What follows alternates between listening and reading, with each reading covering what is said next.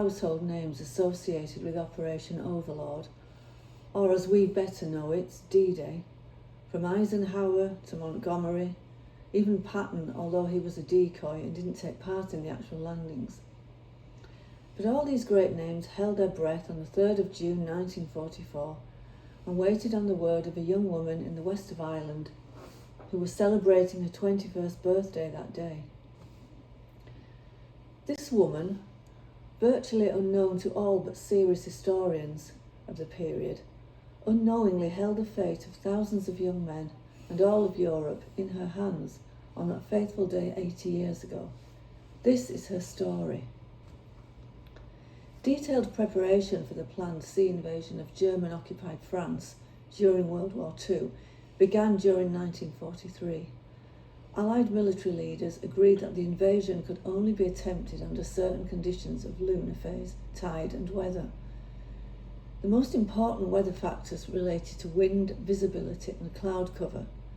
Ideally, the selected date should have a 3-day spell of winds of less than force 4, that's 24 kilometres an hour, visibility of over 5 kilometres, with less than 3/10 of cloud cover below 8,000 feet.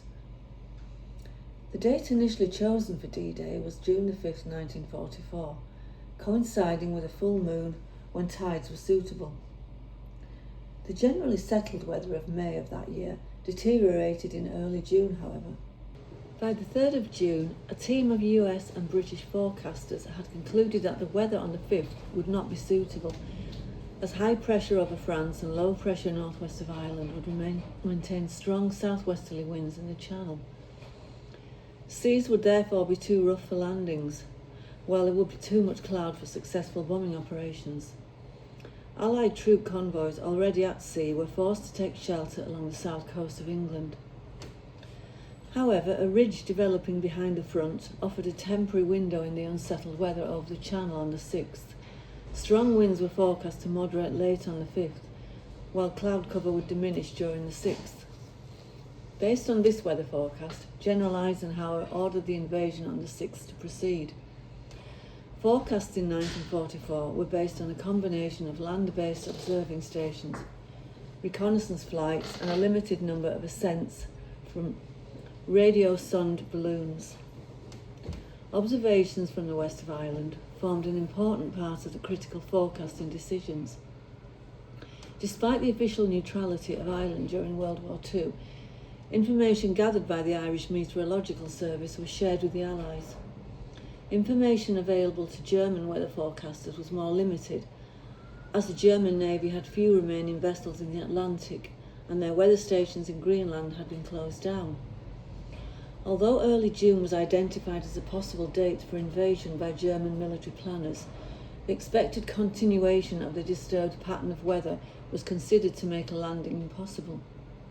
As a result, some German troops on defensive duties were stood down, while many senior officers were absent. Although weather conditions on the 6th were not ideal, they were considerably better than on the next possible day later in June, when exceptionally stormy weather affected the English Channel.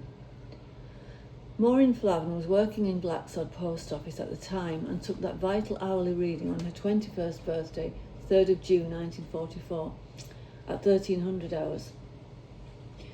She was first to forecast a severe storm approaching Europe from over the Atlantic Ocean. Her forecast was then phoned into London.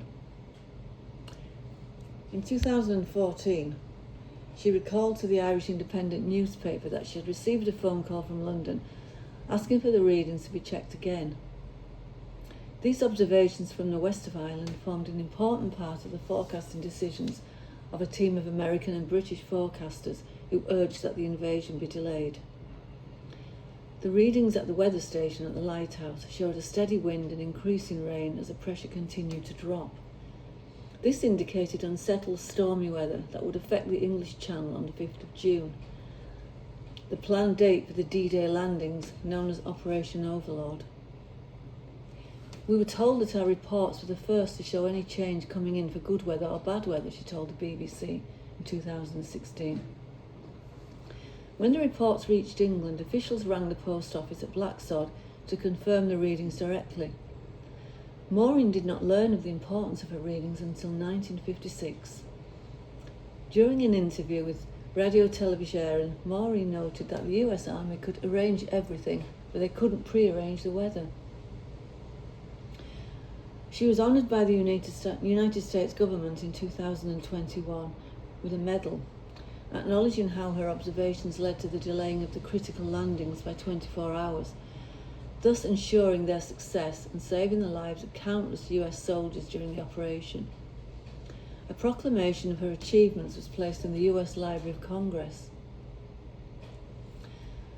A native of County Kerry, Maureen moved to County Mayo, where she took up the job in Blacksod Post Office.